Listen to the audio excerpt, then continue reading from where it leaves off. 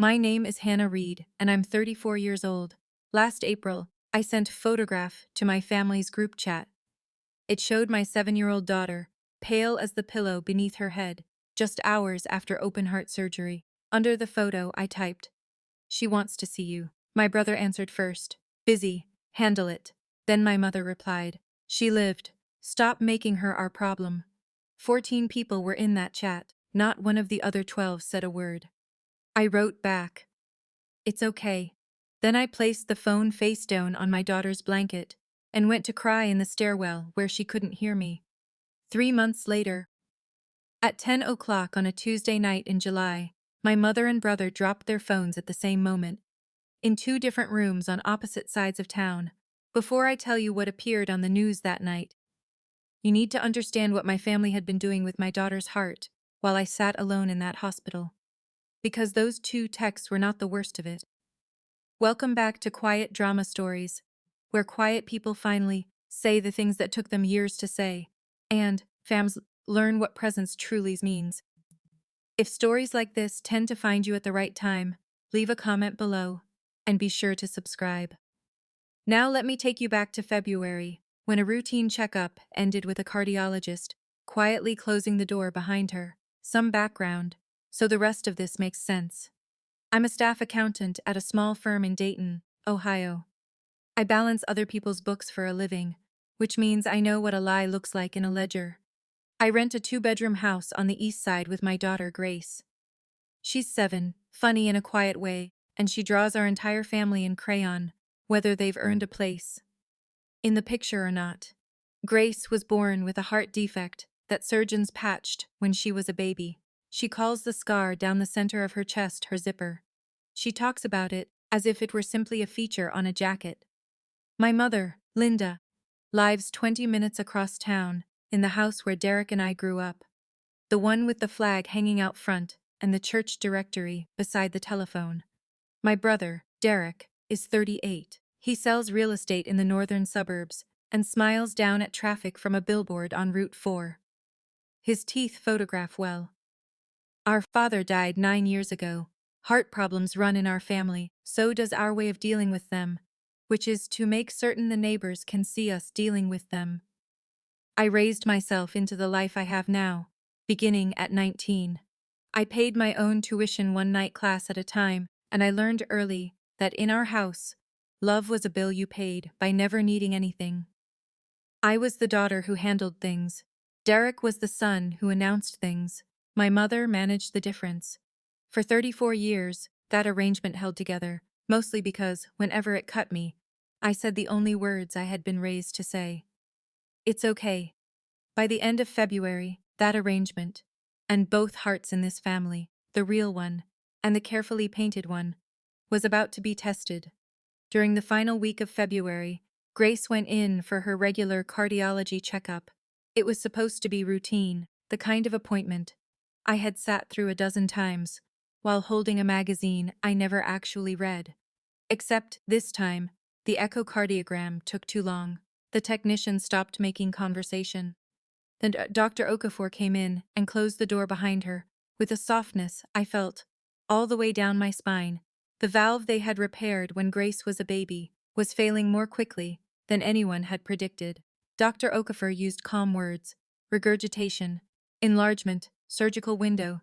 Then she said one sentence with no calm in it at all. "We shouldn't wait past spring." Grace needed open heart surgery. A valve repair at a children's hospital in Cincinnati, 90 minutes south of Dayton, sometime within the next 6 to 8 weeks. I did what I always do when the floor begins to move beneath me. I made a list. From the parking garage, I called the insurance company and stayed on hold long enough to memorize the music. I asked about our out-of-pocket maximum, pre-authorization requirements, and lodging near the hospital. Then, because some habits outrank common sense, I called my mother. I told her that her granddaughter needed her chest open to stay alive. There was a pause on the line, and through it, I could hear the kitchen clock I had grown up beneath. My mother's first question was not whether Grace was frightened. It was not whether I was frightened. She didn't ask what the doctors had said about the odds. Her first question was, Have you told anyone yet?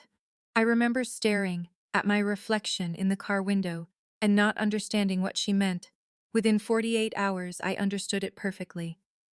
By that weekend, without a single phone call to me, my daughter's face, her school picture, missing tooth, and Sunday dress, was on the internet asking strangers for money. The campaign was called Hearts for Grace. Derek created it on a Friday night.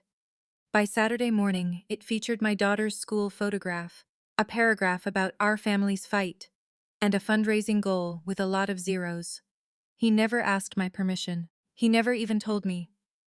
I learned about it when a coworker hugged me in the break room and said she had donated.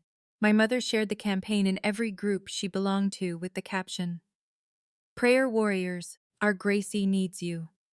Within a week, it had gone the kind of viral that things can go in a small city. The local news aired a feel-good segment. And I want you to picture how they staged it, because that detail matters. Derek sat in the interview chair, wearing a blazer the color of trust. My mother sat beside him, holding a framed photograph of Grace. I had been invited to stand behind them, slightly outside the frame, like a coat rack that could cry on cue. The reporter, a polished woman named Tess Calloway, asked Derek what the community's support meant to him. He placed a hand against his chest and said, "Family is everything to us." That night, the total climbed past $40,000. I'll be honest with you. Part of me was grateful. Surgery is expensive, even with insurance, and I have never possessed the kind of pride that refuses genuine help. What I had instead was an accountant's itch. A small, cold feeling at the base of my neck as I watched donations pour into a campaign where every dollar was routed through one person. Not through the hospital, not through Grace's mother. The organizer of record, with sole control over every withdrawal, was Derek Reed, the man who would soon be too busy to visit his niece's recovery room. I want to be clear about something because I know how stories like this are often told. I did not simply sit back and trust the process. During the first week of March, when the hospital requested a surgical deposit, I emailed Derek. I put everything in writing, attached the invoice, and politely asked him either to transfer the campaign to me as Grace's legal guardian or to send the deposit directly to the hospital's billing office. I copied my mother on the email. I even included the platform's own instructions for transferring a fundraiser to the beneficiary's family. It was a check.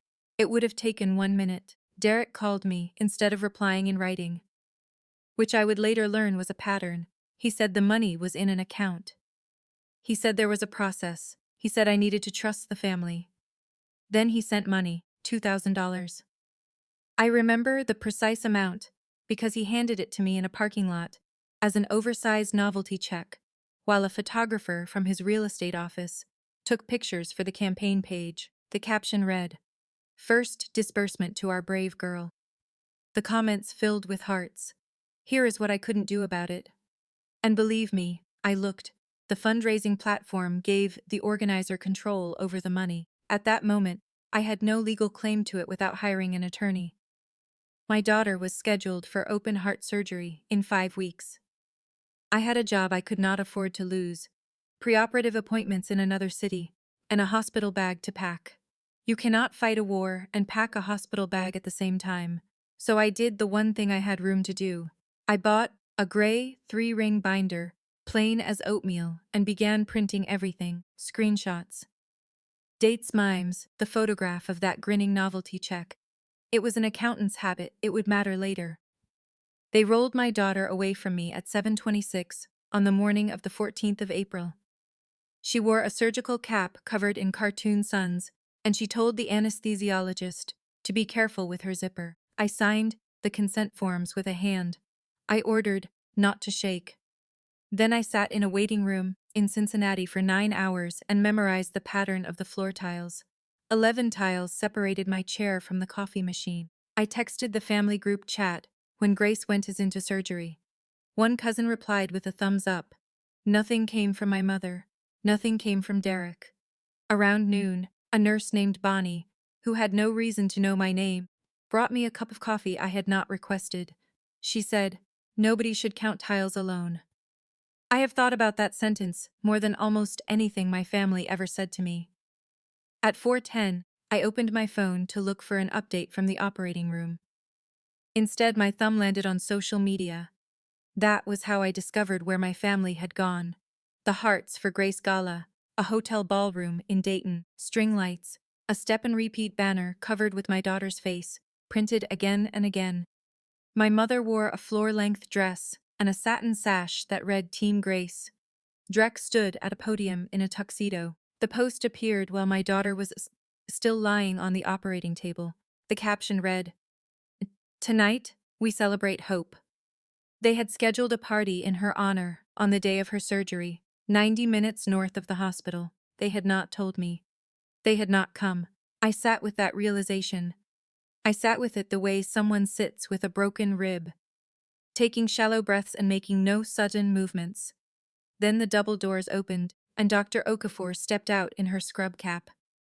Everything else in the world went silent because her face was about to tell me whether I still had a daughter. Grace had made it. The repair had held. The numbers looked strong. Dr. Okafor said the word successful.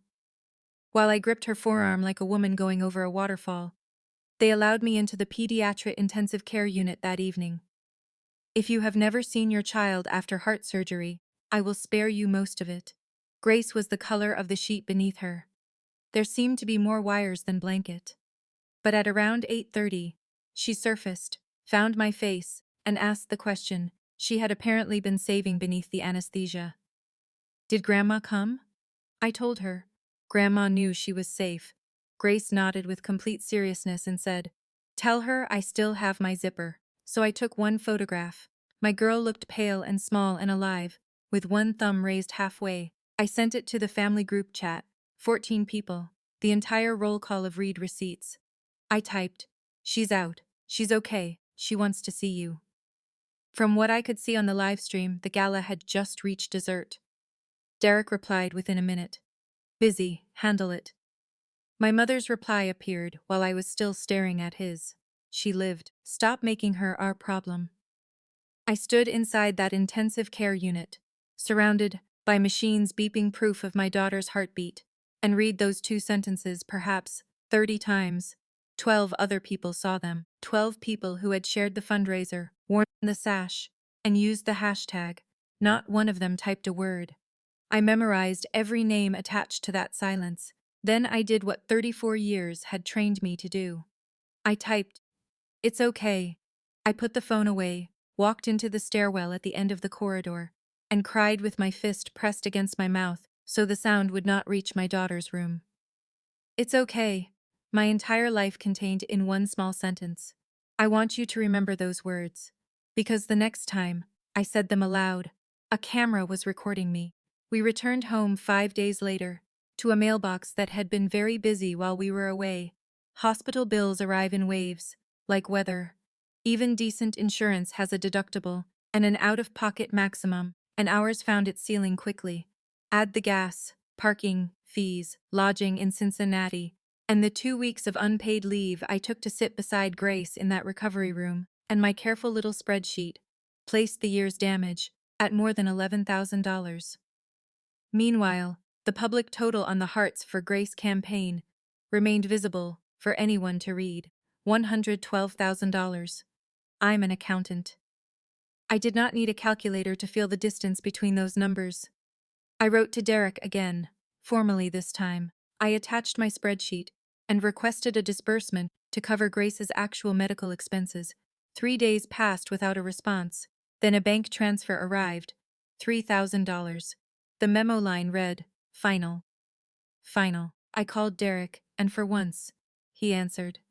Using the same voice he used while showing a house, he explained that the remaining money had been earmarked. The family had decided. The family, that committee, I was apparently no longer part of. The remaining funds needed to be protected and properly managed through something larger than one hospital bill. "We're building something in her honor, Han," he said. "It's what's best for everyone." I asked him, what could possibly be larger than the actual child strangers had donated to help?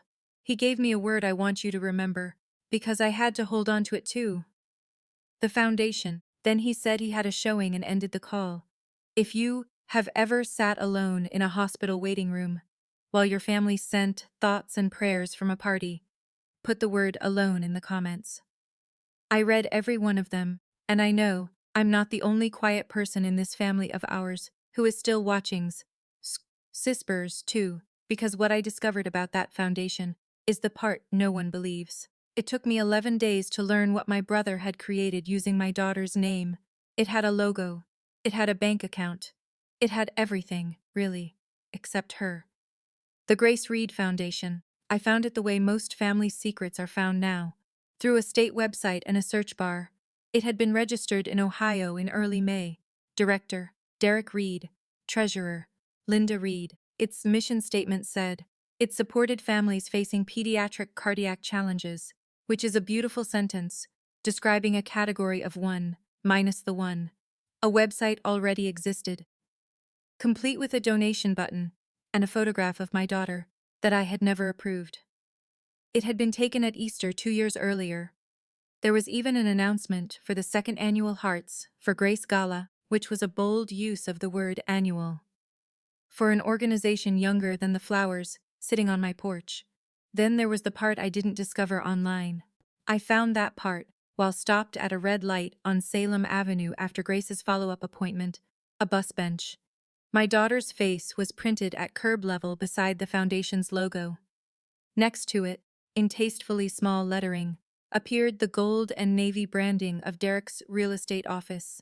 The same fonts, the same colors, a matched set. My daughter had become a marketing asset with a scar. From the back seat, Grace looked through the window at her own face and asked, in the mild voice she uses when something genuinely confuses her, "Mom, why am I on a chair?" I told her that sometimes people put photographs in places where everyone can see them. She considered that and said, "But nobody asked me, 7 years old, but nobody asked me." Out of the mouths of babes, the entire case. I drove us home with my hands fixed at 10 and 2 and my jaw aching. That night I opened the gray binder and created a new section.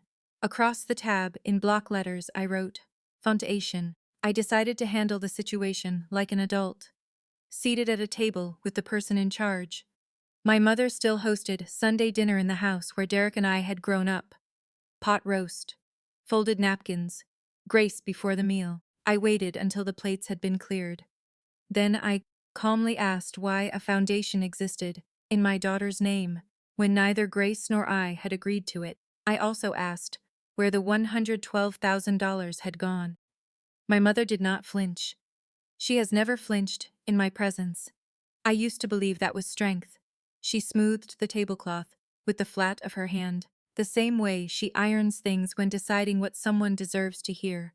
Then she said, "Sit down, Hannah." I was already sitting. That is a technique. Then she gave me the closest thing to a personal creed I had ever heard from her.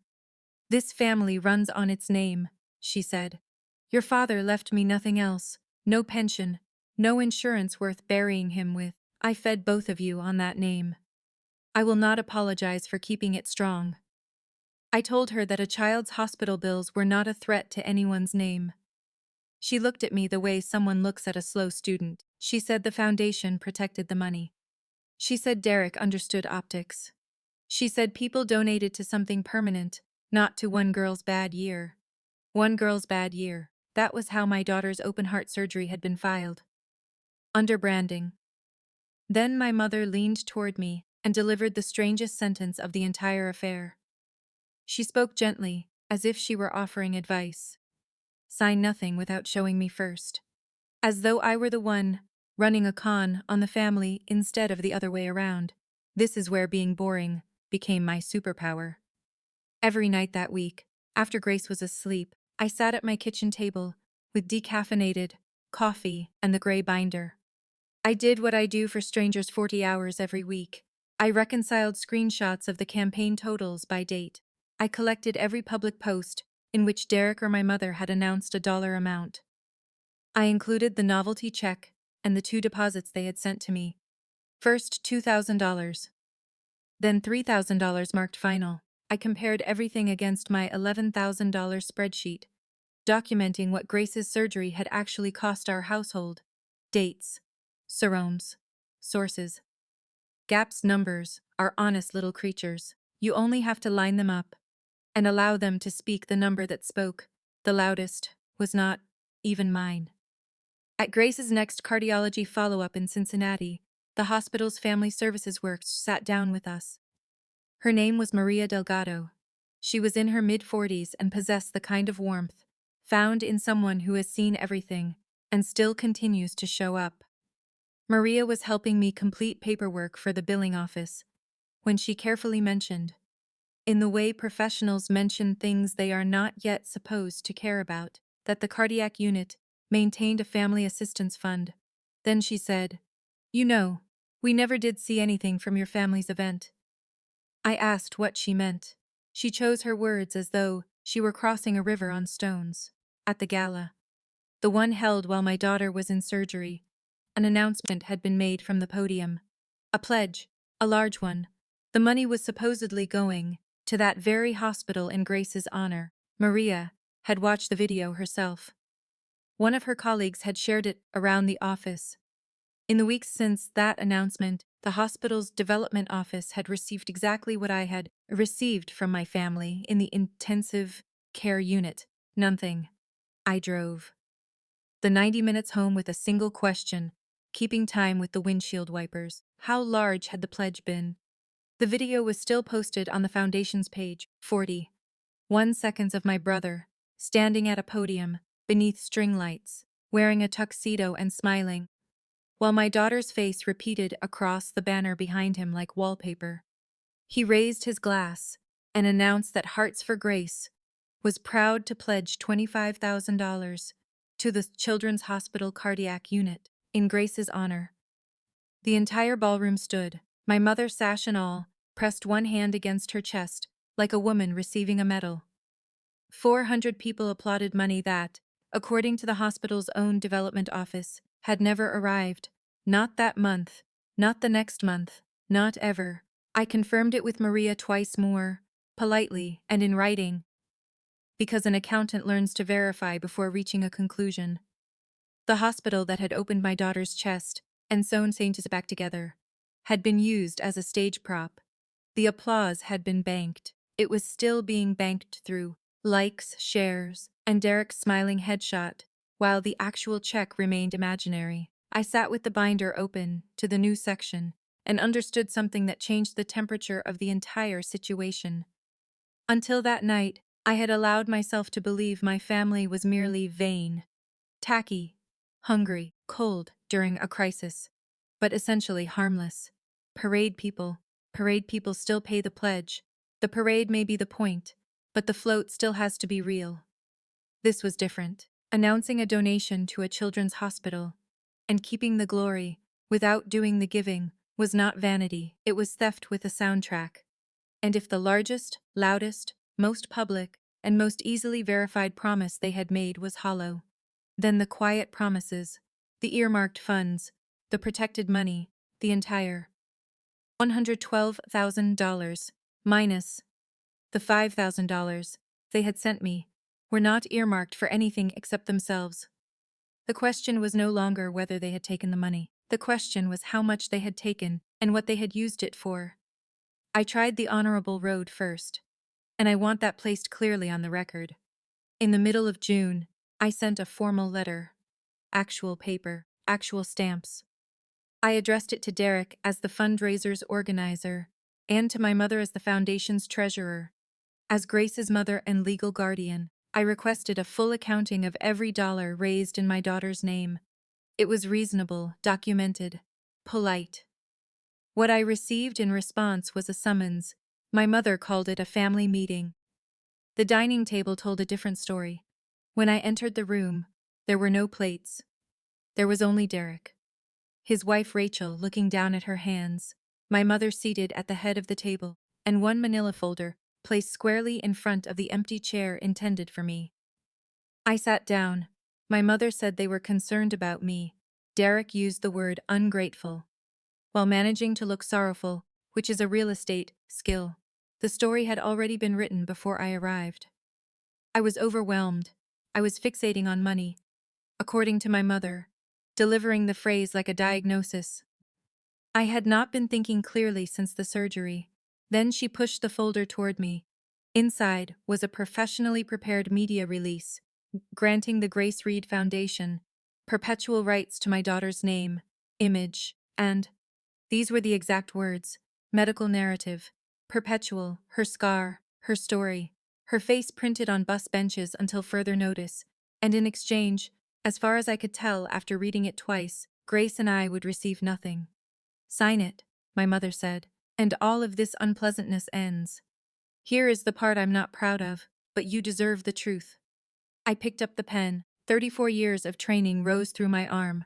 The same two old words were already waiting inside my mouth, warm as bathwater. It's okay. It's okay. Then, I swear to you, I heard the voice of a 7-year-old girl, but nobody asked me. I put the pen down. My phone buzzed. A Cincinnati number, the hospital. I stood up without signing, walked out of the room with my mother's voice following me, and answered the call on the porch of the house where I had grown up. It was the scheduling department. Grace's follow-up echocardiogram had come back, and Dr. Oakhofer wanted to see us. 2 days later, in Cincinnati, she showed me the images. The valve repair was holding. That word again, successful. But there was residual narrowing where the surgeons had worked, and it was not improving on its own. The plan was to perform a cardiac catheterization in early January, not open-heart surgery, Dr. Okafor carefully explained. A catheter would be passed through a blood vessel. A balloon would be used. Grace would likely spend 1 or 2 nights in the hospital. Routine for them. But it was still my daughter. Still her heart. Still an operating room with her name on the schedule. When the billing coordinator slid the estimate across the desk, the amount was $9,400. Due as a deposit. A new insurance year. Our deductible reset. In that moment, I understood this was no longer a story about the past. It was a story with a due date. That night, I sat at my kitchen table for a long time. Grace slept down the hall with her stuffed rabbit, her zipper, and her entire unbothered heart. On the table in front of me sat the binder, now 3 inches thick, with screenshots, statements, and careful reconciliations. I had been assembling it, the way someone builds a storm shelter, without admitting what she is waiting for. It was time to admit it. I took a black marker and wrote across the spine in letters, large enough to read from the other side of the room. Grace, everything. Then I opened my laptop, went to the fundraising platform's help center, and found the form I had been circling for weeks. Reward misuse of funds. I attached 30 pages. I described the $25,000 hospital pledge that had never arrived, the final $3,000, the foundation, the bus bench. I read the report twice, the same way I read everything. Then I clicked submit. 48 hours later, my brother's name appeared on my phone for the first time in a month. He was no longer busy. The platform did what platforms do when the paperwork is clean. It froze the campaign while it waited for documentation. Every withdrawal stopped. A gray banner appeared across the public campaign page, stating that the funds were under review. In a town like ours, it might as well have been a billboard. Derek called 11 times in a single afternoon. I counted because, by then, I counted everything. I allowed every call to go to voicemail and listened to the sequence like a weather system moving through. Call 1 brought the big brother voice. Han, there's been a misunderstanding. Call me back. Call 4 brought the negotiator. Let's keep this in the family. We can figure out a number. Call 9 brought the victim. You're really going to do this to us? After everything? After everything. I looked around my kitchen for the everything. The family group chat, silent during my daughter's surgery, came alive like a stadium. Cousins I had not heard from since the intensive care unit suddenly had strong opinions about loyalty. Then, at 9:40 that night, my mother left one voicemail. She did not waste calls. She placed them like stones. Her voice was level, almost kind, which was her most dangerous register. Hannah, I don't know what you think you're doing, but you will not burn this family's name over money. Call your brother. Fix what you broke. I sat on the edge of my bed and played the message 3 times. By the third time, I finally heard it. I heard what had been true throughout my entire life. She had not mentioned Grace, not in the texts she sent in April, not at the dinner table. Not now. The money did not truly matter to my mother either. Oh, there had only ever been one patient in her hospital, one heart she had spent her entire life trying to keep alive. The family name. The name went to church on Sunday. The post appeared Sunday afternoon from my mother's social media account, written in the voice she used for condolence cards. It never mentioned my name. That was the craftsmanship of it. It spoke about a season of trials for our family. It spoke about a young mother under terrible strain. It explained how illness tested everyone. Not only the patient, then came the sentence doing all the real work, polished like a doorknob. The foundation exists so that every dollar so generously given is protected and properly managed, no matter what pressures any one person may be under. Protected from me. The mother who had slept in a vinyl chair for 5 nights had been reframed in one church lady paragraph as the unstable woman from whom the money needed to be defended. Before dinner, the post had gathered hundreds of reactions, praying hands, hearts, women I had known since childhood commenting, "God bless you, Linda. You carry so much." My mother replied to each one with a small sprig of gratitude, carefully tending the crop. By Monday, the story had jumped the fence. A client at my accounting firm delicately asked my boss whether I was doing all right. At Grace's swimming lesson, 2 mothers in the bleachers stopped talking when I sat down. It was the specific kind of silence that tells you the conversation had been about you. I want to be honest about how effective my mother's post was. I had documents. She had a congregation. I had numbers. She had 40 years of casseroles delivered to the correct porches after the correct funerals, all within the economy she had built. That was wealth, and she was spending it with precision. I told myself it could not touch anything that truly mattered. My job knew me. My daughter loved me. In the end, paper defeats performance. I almost believed it. Then, on Wednesday morning, someone knocked on my front door. It wasn't a neighbor. The woman was polite, in her mid-30s, wearing a lanyard and a county badge. She was a caseworker. There had been a call, she explained, anonymous. Someone had expressed concern about a medically fragile child and her mother's ability to provide appropriate care. The caseworker was required to follow up. She was sorry. Could I come in? I stood in the doorway, gripping the frame, and forced myself to breathe like an accountant. Then I let her inside because innocent people with binders let caseworkers inside. She saw a clean house. She saw a medication schedule clipped to the refrigerator with a magnet, every dose dated and initialed. She saw follow-up appointments written on the wall calendar, a stocked pantry, and a child's drawings taped to the walls at a child's height. She asked her questions gently and wrote down her observations. Weeks later, a letter would arrive containing the word unfounded. And legally, that would be the end of it. But legal records are not the only kind of ledger. Grace was home that day with a summer cold, and she had heard the wrong 10 seconds from the top of the stairs. After the caseworker left, I found her sitting on the landing, with her stuffed rabbit pressed against her chest. She looked at me and asked, "Is that lady going to take me?" I will not put into words what that question did to me. I sat on the stair beneath her and explained the truth in terms a 7-year-old could understand. No, never. That lady checks on children, and she saw that we're okay.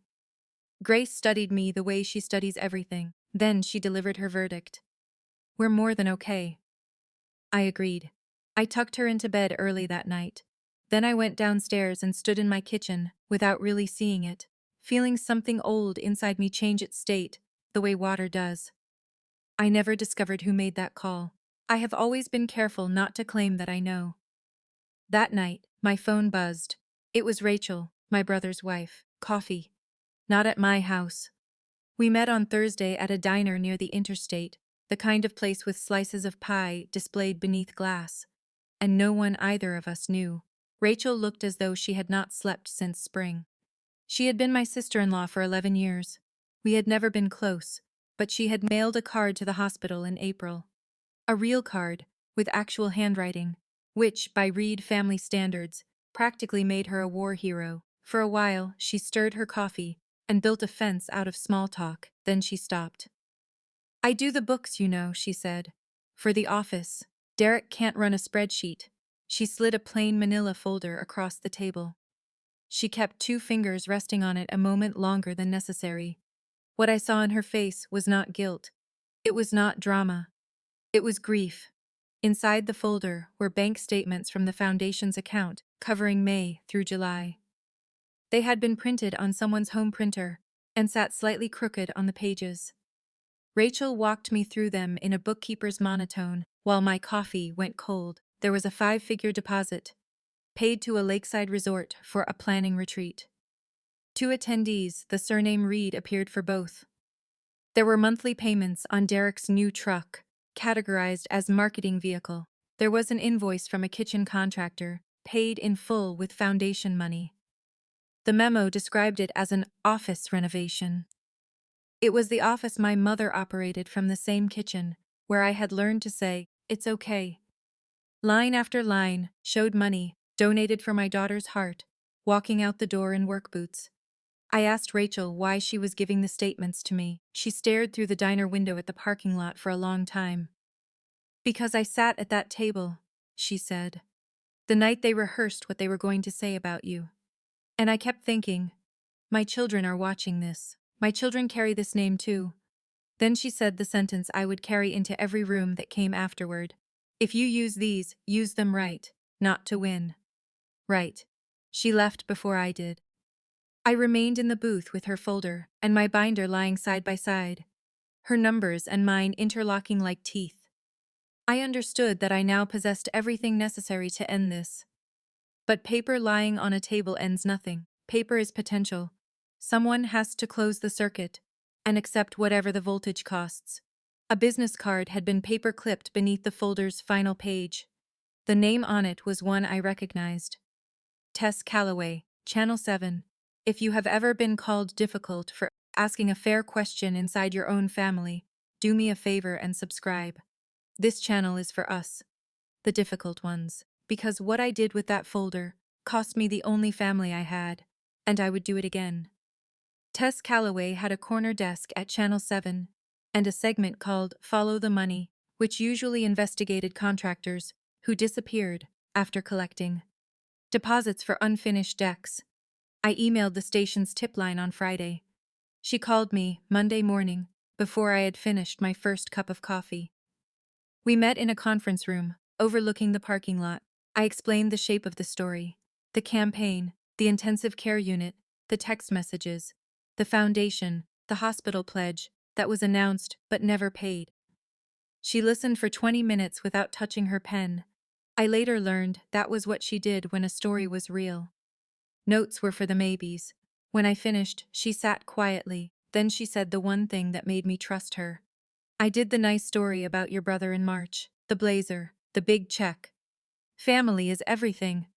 I put that on the air." She tapped one finger against the table. "So I own a piece of this." She was direct with me about the mechanics of what came next, and I respected that, because I am made of mechanics myself. "A story like this needed 3 legs," she explained, "or it would not stand. The first was documentation. I had that. 2 families worth of bookkeeping. The second was independent confirmation. There needed to be a formal complaint filed with the State Attorney General's Charitable Law Section. Her newsroom needed something official it could cite, not merely a sister's arithmetic. Maria had already explained where I needed to send that complaint. The form had been open on my laptop for a week, waiting for my courage to catch up with it. Then came the third requirement. Tess looked at me that someone looks at you before handing you something feels heavy. A source on camera, on the record, with a name and a face the audience can evaluate, she said. Sources with faces, Hannah. Otherwise, it's gossip with graphics. Then she asked the question I had been dreading.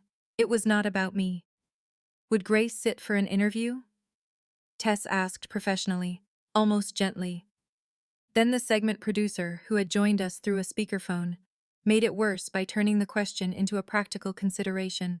Sick children carry stories, he said. 10 seconds of the girl, maybe the scar. Tasteful, nothing exploitative. Then he used the exact words that told me everything. Just enough that people care. I stared at the speakerphone, and, for one moment, felt the entire machine working around me. It was the same hunger that had created the gala. Only this time it wore a press badge, instead of a sash. I heard myself say no with a steadiness that surprised me. No face, no scar, no hospital bed.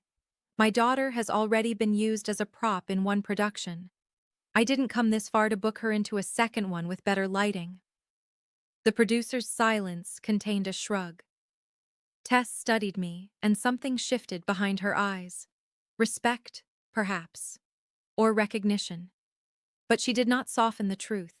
Without Grace, the story would be more difficult to sell to the people upstairs. It might run as a shorter segment. It might be bumped for weather. That was the trade. There was one more piece of arithmetic, and Tess made certain I worked through it aloud. If the fundraising platform confirmed that the money had been misused, the frozen donations would be returned to the donors. Every refunded dollar would be a dollar that could never pay Grace's bills, no matter that her name had raised it. Once I appeared on camera and went on the record, any possibility of a private settlement from my family would disappear. Repayment, apology money, whatever guilt might eventually have produced, it would all turn to ash. No one writes a check to the woman testifying against them. Tess laid the truth flat on the table. If you do this, you'll probably lose the money. All of it. You understand that, right? I told her. I balance books for a living. I've never seen a column where the truth pays retail. She almost smiled. Then July became worse. 3 things arrived that week in the order calamities seem to prefer. A schedule. An invoice. A threat. First, the hospital called with the date for Grace's catheterization. It would take place during the 2nd week of January, with preoperative testing the day before. Then the billing packet arrived in the mail. The deposit amount appeared in bold type. $9,400. Due by the end of December. I had been saving toward it the way someone bails water from a sinking boat with a coffee cup. Meanwhile, the Frozen campaign remained online beneath its gray banner.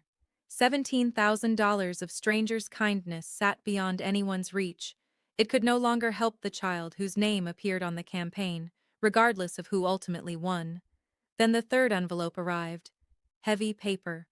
A law firm's name printed in the corner. I would later learn that the attorney was one of Derek's golfing friends. It was a cease and desist letter. If I continued making what it called false and defamatory statements about the Grace Reed Foundation, its officers reserved the right to pursue all available legal remedies. I read the letter at my kitchen table at midnight. The binder sat to my left. Grace's hospital bill sat to my right. The legal threat was positioned squarely between them like a dare. I will not pretend it failed to frighten me for a few hours. That is what letters like that are designed to do. They are not law. They are weather. A cold front delivered in serif fonts.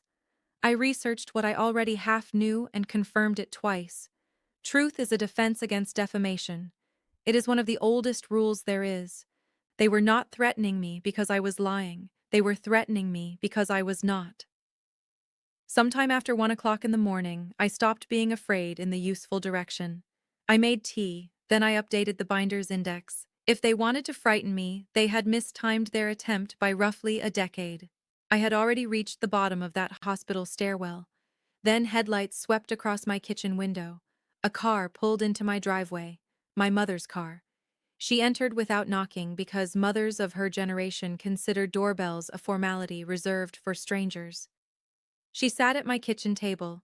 For the first time in my adult life, she looked her age. There was no sash, no church voice.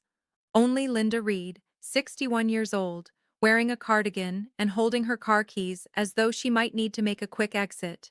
She saw the binder and did not ask about it. Instead, she told me a story I had previously known only in fragments. When my father died 9 years earlier, his life insurance policy had lapsed. He had quietly allowed it to expire. It was one of several things he had quietly allowed to disappear. There was still a mortgage. There was a funeral to pay for. There were two grown children who still needed help launching their lives. My mother had awakened as a widow, facing 60-hour work weeks and a casserole schedule. "The church fed us for a year," she said. "You remember the food, but you don't remember why it kept coming. It kept coming because of the name I built. Because I ironed my funeral dress and smiled for 9 years." She looked at me. "Reputation is the only pension a woman like me ever had." For one long moment, I saw the whole thing. The girl who married at 20. The widow doing brutal arithmetic in a church pew. The woman who learned that appearing good was the only currency that never bounced. My mother is not a monster. She is a believer. She believes in the family name the way other people believe in God, or compound interest, and she fed her granddaughter to that belief and called it stewardship. Then she reached into her purse and placed an envelope on the table. $10,000 in cash. "For the procedure," she said. Beside the envelope lay the media release, its signature line marked with a cheerful yellow flag. "Take it. Sign. Let us keep what keeps us." I looked at my mother and told her no as gently as the word could be spoken. At the door, she stopped. Without turning around, she repeated the sentence, this time as softly as a prayer. "This family runs on its name." The Attorney General's office opened at 8 the following morning. I was waiting in the parking lot at 7:45 with 2 cups of coffee growing cold. By the middle of the morning, it was done. The complaint submitted to the state's charitable law section ran 40 pages with exhibits. My binder. Rachel's bank statements. Written confirmation from the hospital that the publicly announced pledge had never been received. At the end, I signed a sworn affidavit.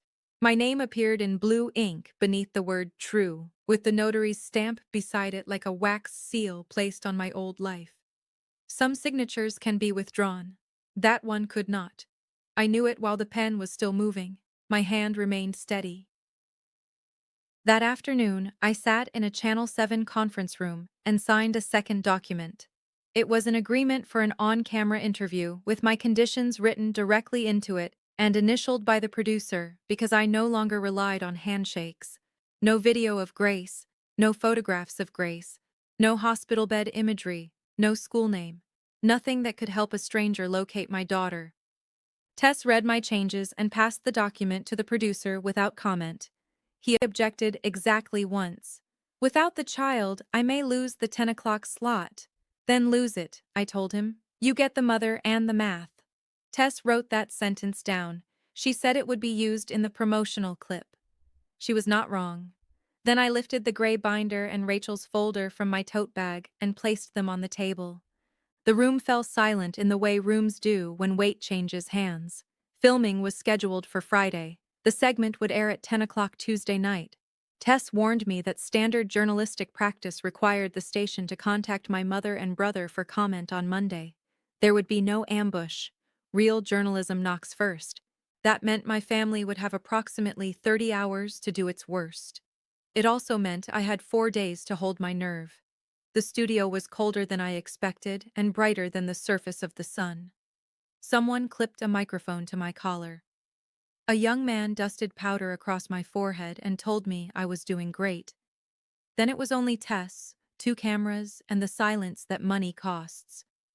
She began with the numbers because we had agreed that the numbers were the story's spine.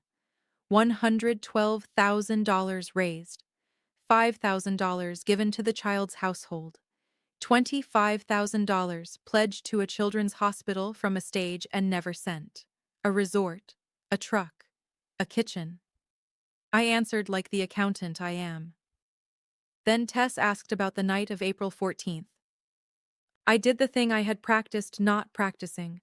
I took out my phone, opened the family group chat, and read the messages exactly as they appeared. "She's out. She's okay. She wants to see you." Then my brother's reply. "Busy. Handle it." Then my mother's. "She lived. Stop making her our problem." I read each message slowly, the way numbers are read into a deposition, Because something read slowly cannot be dismissed as temper. Tess allowed the silence to remain. Then she asked, "What did you reply?" I said, "It's okay." I stopped. Something I had carried for 34 years finally placed itself down. "I've been saying that my entire life," I told her. To my mother. To my brother. It was never okay. I just kept absorbing the cost and calling it love. Tess nodded without filling the moment. I heard one of the camera operators swallow. Over the weekend, the station edited a 15-second promotional clip. It used no names and showed no faces, only a blurred novelty check and a voiceover. A local feel-good fundraiser. Where did the money really go? Tuesday at 10. Here is the truest sentence in this entire story. My brother shared that promo on his business page. His caption read, "Hope it's not my competition." He added a winking emoji. His heart genuinely did not know. On Monday afternoon, the station made its calls. One to Derek, one to my mother. Tuesday arrived anyway. At 6 o'clock Tuesday evening, 4 hours before the segment was scheduled to air, my mother stood on my front porch holding a manila envelope thick enough to keep a door open. I saw her car through the kitchen window and stepped outside before she could knock. Some conversations do not belong inside a house where a child is coloring. The July heat leaned against everything. Crickets sounded nearby. My porch light had not yet switched on. My mother held out the envelope and told me what it contained before I could ask. $40,000, full repayment. Every cent you say we owe, and then some. Derek is selling the truck. I took a loan against the house. Her voice was doing something I had never heard it do before. It was asking. "You call that reporter," she said. "You tell her you overstated things, and this ends tonight. The foundation dissolves quietly in the fall. The family stays a family." I looked at the envelope. I am going to tell you the truth about that moment because the truth is the entire point of this story. I wanted it. It was Grace's deposit. It was a full year of breathing room.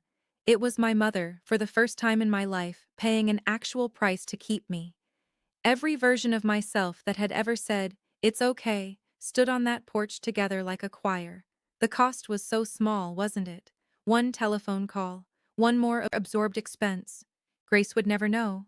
The donors would never know. Only I would know. That was how it had always worked. That was why it had always worked. And for the first time, I saw the machine clearly. My silence was the fuel that kept it running. It would continue running on that fuel forever. One day, it would teach my daughter to say, "It's okay," with her own blood. My mother watched me staring at the envelope and presented her closing argument, the only argument she had ever truly possessed. "This family runs on its name, Hannah. You're about to burn down the only roof we ever had." I answered quietly, because quiet was all I had left and all I needed. "My daughter is not a name, Mom. Names don't sit in waiting rooms." Then I pushed the envelope back into her hands. My fingertips remained steady against the paper as I felt the exact weight of everything my choice would cost. My mother's face came apart only once, only for a second. "You still have 4 hours," I told her. "You could spend them calling your granddaughter. She still asks about you." My mother walked back to her car. There was no shouting, no door slammed, only the soft click of a sedan closing, which is somehow the loudest sound I know. Through the kitchen window, the oven clock read 9:58. I know what 10 o'clock looked like in 3 different rooms because people who were present in 2 of them later described every detail to me. In my living room, the lamps were off and the television volume was low. Grace slept down the hall with her stuffed rabbit. I sat on the floor with my back against the couch, closer to the screen than any grown woman normally sits. It was the way someone watches the weather after the sirens have already sounded. Across town, my mother was attending bridge night in the church fellowship hall. 4 card tables, someone's grandson's graduation sheet cake. At a steakhouse north of town, Derek was entertaining clients beneath a wall-mounted television. He had personally asked the hostess to change the channel to Channel 7 because his heart, after sharing that promo, genuinely did not know. The segment aired third. It followed a report about a water main break and came before the weather. Follow the money. Tessa's voice remained as level as a spirit gauge while a graphic assembled itself one line at a time. $112,000 raised, $5,000 given to the child's family, $25,000 pledged to a children's hospital. The pledge had been announced from a stage by a man in a tuxedo while a ballroom applauded. According to the hospital, the money had never arrived. Then the bank statements Rachel had printed crookedly at her kitchen table appeared in clean broadcast yellow. A resort deposit labeled planning retreat, truck payments labeled marketing vehicle, a kitchen renovation labeled office. A spokesperson for the state attorney general confirmed that an active inquiry was underway. The fundraising platform confirmed the campaign had been frozen and that donations would be refunded. Then 2 gray text bubbles were enlarged until they filled the television screen. Over that image, my own voice read the words aloud. Busy. Handle it. She lived. Stop making her our problem. At the church fellowship hall, I was told the room became silent, one table at a time, like windows going dark. Eventually, the only sound remaining was the television. Then, my mother's phone slipped from her hand and landed on the carpet. At the steakhouse, one of Derek's clients said, "Derek, isn't that—" My brother stood too quickly. His phone fell to the floor beside a fork. 2 phones, 2 floors, the same minute.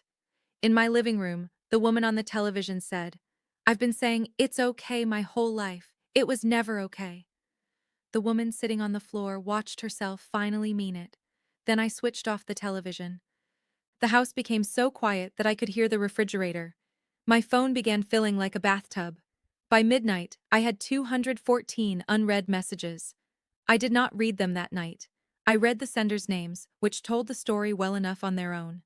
Cousins who had watched 2 cruel messages appear in an intensive care unit and said nothing were suddenly fluent. Their thumbs were blazing. A great aunt, 2 church deacons, telephone numbers I did not recognize. Stitched throughout the flood were calls from my mother, arriving every hour like the striking of a clock. I allowed every call to go to voicemail. Then I sat at the kitchen table with the lights off and listened. At 10:40 there was fury. The burn this family voice. Words such as betrayal and ungrateful. A threat involving attorneys that had already been spent. At 11:30 came damage control. Her voice was eerily composed. The phrases sounded prepared for forwarding. Misunderstanding. Taken out of context. Handling it as a family. Then, at 1:14 in the morning, I heard a voice I had never heard from my mother in all my 34 years. Small, unironed. "Hannah, please." That was the entire message. I sat in the darkness with the phone glowing in my hand. "I want to be truthful with you, just as I promised from the beginning." That message nearly reached me. I had prepared myself for rage. There was no precedent for please. I walked down the hallway and stood in my daughter's doorway. I listened to her breathe. The deep, even, boring, miraculous breathing of a child whose repaired heart was quietly working in the darkness. That sound was what I had traded everything for. The arithmetic held. I returned to the kitchen and opened the family group chat one final time. 14 names. The full roll call of read receipts. The place where I had sent one photograph and learned precisely what my family was. I did not type a farewell. There was no version of goodbye that would not have been for them. I pressed leave conversation. The screen asked whether I was certain. For once in my life, I was. By Wednesday morning, the story had jumped its banks. A national morning program aired 40 seconds of it during its roundup of the day's outrages. 2 large aggregator pages posted the text message graphic. Strangers in other time zones read my mother's words to her granddaughter while eating breakfast. That was what appeared on the news that night. The consequences did not arrive as lightning. They arrived as paperwork, which is how consequences usually move. Derek's real estate brokerage released a statement containing the phrase, "does not reflect our values," and quietly removed his listings. Within a month, the billboard on Route 4 was advertising mattresses. the foundation announced that it would dissolve before the Attorney General could force it to do so. The statement said the decision was intended to avoid further distraction from Grace's recovery. I would have framed that sentence if irony could be hung on a wall. The Frozen fundraiser ended exactly as Tess had warned me it would. Refunds were issued to the donors. Every dollar walked back through the same door by which it had entered. I watched the total fall to zero and felt the strangest calm. Money had never once behaved like money around my family. It was better for it to return home clean. Then Maria called from the hospital on Thursday. There was a smile in her voice that she was not trying to conceal. Donors had been calling the hospital's development office throughout the week. They had their refund emails in hand and wanted to know whether there was a way to donate that would ensure the money actually reached Grace. There was. There had always been. The Cardiac Unit's Family Assistance Fund. It was administered and audited by the hospital. Donations were applied directly to patient accounts. Not 1 cent passed through anyone's kitchen. By the following Friday, enough money had been earmarked for Grace's account to cover the January deposit and the remaining bills, with a cushion left for the family who would come after us. The money returned for my daughter. It simply refused to pass through my hands, my mother's hands, or anyone else's. Good. That was the point. Much later, I learned that Bonnie, the intensive care nurse, appeared twice on the donor list. Her first donation, in April, was made under her own name. Her second, in July, was made under the name Tile Counter. Grace underwent her catheterization during the second week of January. What the doctors had promised was exactly what happened, which is all anyone can ask of medicine. A blood vessel, a balloon, 2 nights in the hospital, home by Friday with an addiction to juice boxes and a sticker on her chart that read, Champ. Dr. Okafor showed me the images taken afterward. The narrowing had opened. The numbers were where they belonged. She used the word excellent, which, coming from her, was practically a parade. Maria met us in the lobby on the day Grace was discharged. All the paperwork had already been completed, deposit covered, balance covered. Nothing covered Maria's smile. In the spring, the Attorney General's office concluded its inquiry in the way these matters conclude when the arithmetic is undeniable and the attorneys are tired. There was a settlement. Restitution was paid into the state fund for reimbursing donors. The foundation was formally dissolved. My mother and brother both signed an agreement stating that neither of them would ever again solicit charitable funds in the state of Ohio. Their names, the thing itself, were entered into a registry saying so. Some days, I find that sentence sad. Other days, I find it exact. Most days, I find it both. Rachel filed for divorce in March. She moved with her children to a house 2 streets away from mine. We share school pickups now, which is its own quiet verdict on the meaning of family. One afternoon in April, almost exactly 1 year after I had sent that photograph, an envelope arrived in my mother's handwriting. There was no apology inside. I had known better than to hope for one. I had hoped anyway. There was only a single sentence written on the back of an old Hearts for Grace donation card. My daughter's Easter photograph appeared on one side. My mother's steady cursive appeared on the other because even her tenderness had to travel through the machine. You are still a Reed. I stood at the kitchen counter for a long time. Then I took out the gray binder. Grace. Everything was written along the spine. 400 pages documenting a war no one had wanted. I slipped my mother's card into the final plastic sleeve behind the settlement agreement and closed the cover. The family name could live there. Archived. Filed. Finished. The words on the binder's spine had never been about the name. They were about the girl. They always had been. We hold Sunday dinner at my house now. It began as a one-time gathering in the fall and hardened into law. The good kind. Picture the first warm Sunday in May. My little dining table with its extra leaf inserted. Pot roast, because some inheritances are worth preserving. Folded napkins, because some of those are worth preserving too. Maria brings a lemon cake that never survives until Monday. Bonnie drives down after her shift whenever she can, still wearing her scrub top. She lets Grace listen to her own heartbeat with the stethoscope Bonnie gave her for Christmas. Rachel and her two children occupy the loud end of the table. Not one adult chair is filled by someone who shares my blood.